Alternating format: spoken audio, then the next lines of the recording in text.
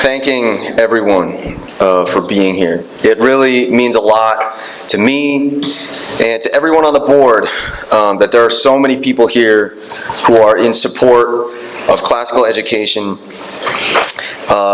It's truly a great thing, and as Mr. Rabine was saying, truly something that is very much needed in our country right now. So, again, thank you all for being here.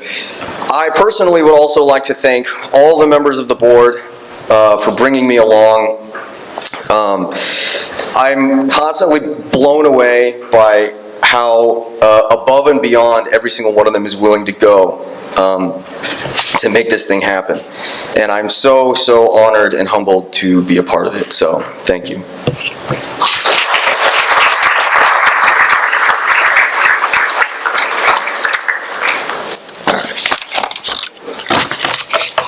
All right. So the school is called Archangels Academy. I'd like to reflect on angels for a moment. In the Summa Theologiae, St. Thomas Aquinas begins his consideration of angels by saying why it is good that angels exist. Okay. His argument goes something like this. What God especially wants for creation is that it be like himself. Okay? That is, the universe finds its good in being like God. Okay? Angels then exist to make the universe more like God. And they do so in a way that no other creature can, namely by being completely immaterial, like God is. Okay? But how are they immaterial? Aquinas is very clear. It's by their intellects. Okay? It's by the fact that they have intellects that angels make the created order more like God. But wait a minute. There's another kind of creature that has an intellect. Human beings, right? So, what does this all mean for us? What it means is that we ourselves make the universe more like God by the fact that we have intellects. Okay?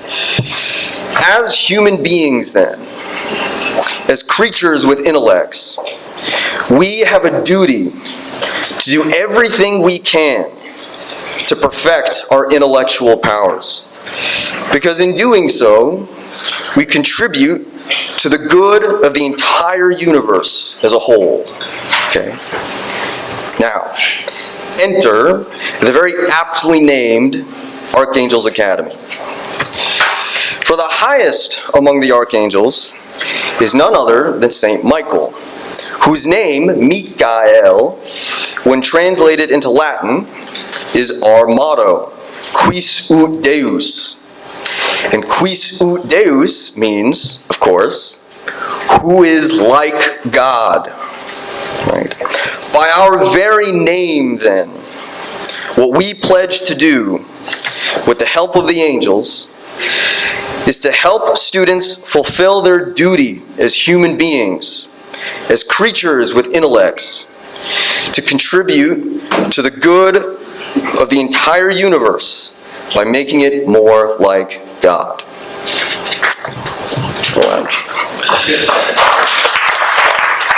Thank you. But how do we do this? Okay. Well, it's not easy. Okay. As Aristotle says, it's a lot harder to do a good action than it is to do a bad one. In the sense that a lot of things have to go right in order for an action to be good. Okay? And all it takes is for one of those things to go wrong in order for the whole action to be wrong. Right? As Michael Agros from Thomas Aquinas College says, an otherwise perfect ball player is no good on the field if he's struck blind. Okay? The most sublime meal at the world's finest restaurant is spoiled by just one cockroach in the mashed potatoes. Okay? Education is the same way. A lot of things have to go right in order for it to have the right effect. One wrong move, and the whole thing can go bad. And most public schools nowadays seem to make a lot of bad moves. How can we tell? For one thing, many students seem to struggle on an academic level. Okay? Findings show that worldwide, student literacy is declining, and as is a general interest in reading. And in the U.S. particularly, quote, the latest results of an international exam given to teenagers ranked the USA 9th in reading and 31st in math literacy out of 79 countries and economies. America has a smaller than average share of top performing math students, and scores have essentially been flat for 2 decades, end quote. Much more could be said about the declining academic achievement in U.S. students, but much worse is the moral corruption of students. We are told that, quote, in 2018, suicide was the second leading cause of death among 10 to 24-year-olds. And that, quote, 18.8% of high school students seriously considered attempting suicide, and 8.9% actually attempted suicide. Besides this, quote, in 2017, 13% of U.S. teens ages 12 to 17, or 3.2 million, said they had experienced at least one major depressive episode in the past year, which is up from 8%, or 2 million, in 2007. Okay. We could also note that, quote, 60% or more of teens attend drug-infested high schools, meaning drugs are used, kept, or sold right on school grounds. Even more scary, almost all high school students report that they know classmates who drink, smoke, or use drugs during the school day. Now, it would be impossible to try to enumerate all the statistics like this that abound. Okay. But even besides the physical and psychological effects of the kind of education most American children are receiving now, closely related is the manifest falsehoods that they're taught. Falsehoods about the world, reality, the nature of human beings, what's good and what's bad, what's just and what's unjust, the list goes on. Okay. I'd rather not go into particular examples of this because of how unbelievably shocking they can be. But what's notable is that stories also abound of secular schools keeping parents from knowing about what their children are learning, almost as a way of tacitly admitting that they're teaching wrong things.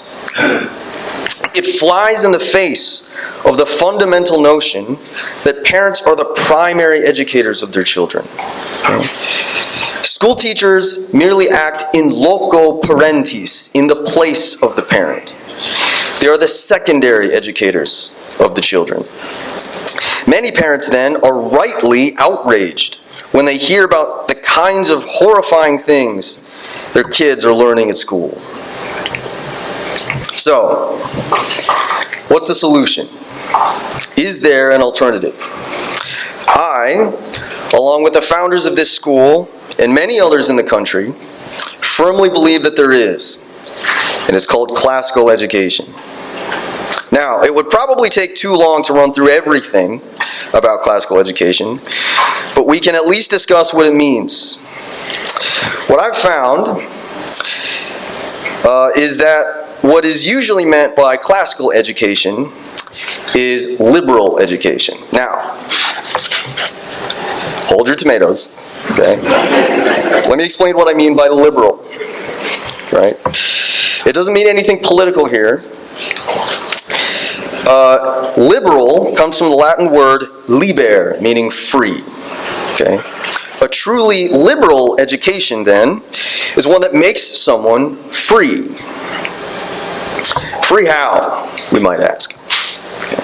Well, as Christians, we believe that one is free when he abides in the truth. For Christ told us that he himself is the truth, and that by learning from him and taking his words to heart, the truth will make you free. Right. The Latin is et veritas liberabit vos. Okay, that's John 8, 31 to 32. Real freedom, then, is acquired only when one abides in Christ, who is the truth. And furthermore, a truly liberal education seeks to help make its students free by teaching them the truth. So, how does knowing true things make us free? Well, it has to do with happiness. Okay. To paraphrase Aristotle again, we all pursue happiness, whether we're aware of it or not, in every single one of our actions. But we always have reasons for our actions, principles that guide us. If we have the wrong principles, our actions will likely turn out bad. And in doing so, we won't be happy. But will we be unfree? Well, as an example, it's hard to say that someone who thinks that an addiction to bodily pleasure is good can be truly free. In fact, we would probably say that such a person is enslaved by that bodily pleasure. And no one would consider such a person happy. Okay. Rather, one who understands that excessive indulgence in bodily pleasure is bad is perhaps less likely to do it. He will be free from error, and so free to be happy. So where do these principles come from? Where do we learn these principles that guide our actions? Well, a number of places. The world is one of them, but the world can be confusing and unclear. Thus, we need a teacher. Hence, the next place we learn our principles of action is a very important one. Our parents, who are our first teachers. Okay. But, understandably, not every parent is confident in knowing every aspect of the world and reality. Okay. So, they entrust their children to those who are a little bit more confident, namely school teachers. Okay. A third place that we learn our principles of action from.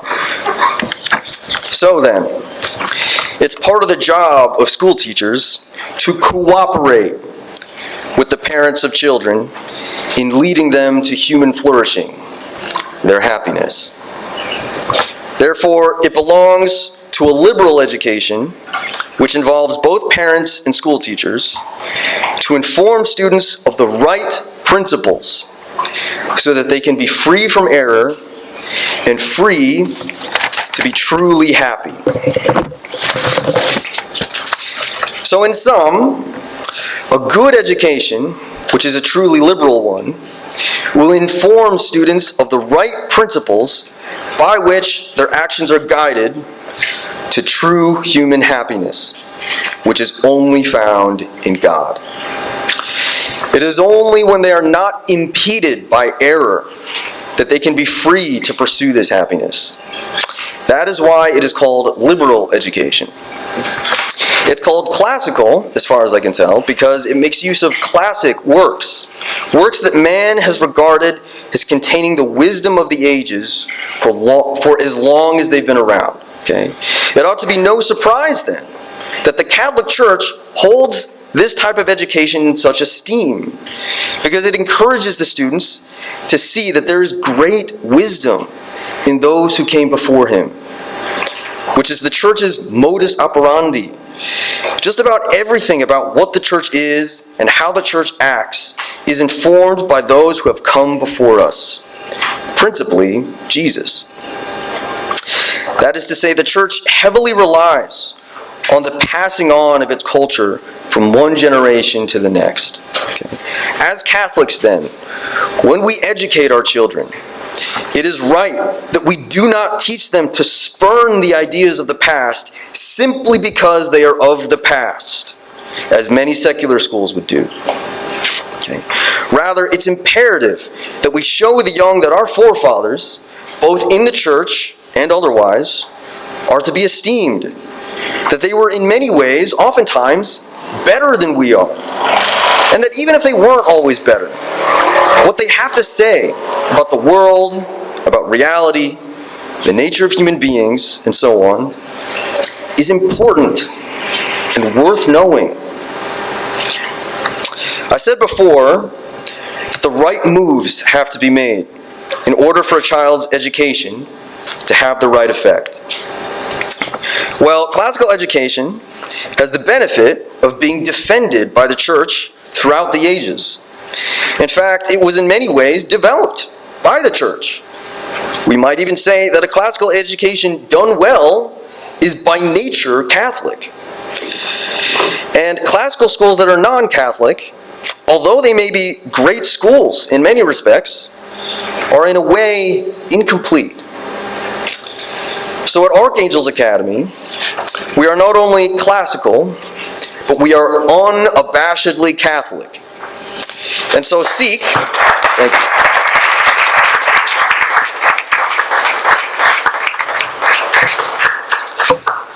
we seek to bring about our students' education in its fullest form. But it is because of the church's approval of it that we can rest assured that classical or liberal education makes all the right moves. This is why at Archangel's Academy, we are fully committed to the mission of classical education.